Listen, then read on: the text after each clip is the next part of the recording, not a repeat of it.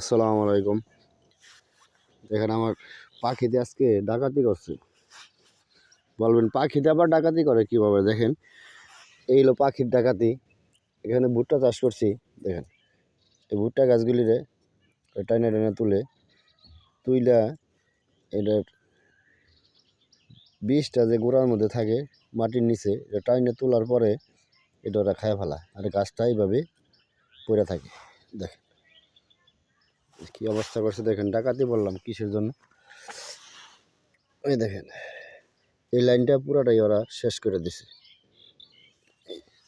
এই গোড়া এই নিচে এটা থাকে, বীজ থাকে, এটাই না তুইলে ওরা খায় ফেলায়। দেখেন যদি লাইন ধরে হাইটে যাই, দেখেন কতগুলা নষ্ট করছে। এই দেখেন ডাকাতি বললাম এর জন্য। এক লাইনে যদি আপনার 20টা 50টা করে চারাও নষ্ট করে। এই যে দেখেন, এই যে দেখেন, তাহলে একটা ভুট্টা গাছের মধ্যে আর হাফ কেজি ভুট্টা হয়।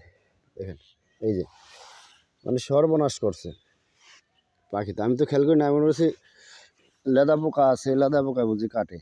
লেদা পোকার ওষুধ ভাবছি যে লেদা পোকার ওষুধ দেবো আজকে। এই দেখেন এই সকালবেলা কাটছে, এটা একদম টাটকা এই গাছটা। এই যে দেখেন এটা হয়তো কালকে কাটছে, কিন্তু এটাই যে আজকে কাটছে। এই দেখেন কাইটা কয় টুকরা কাটছে, এটা আর আছে। এই যে দেখেন এই যে কাইটা ফালায় রাখছে। এই যে দেখেন দেখেন কি অবস্থা করছে। এটা যদি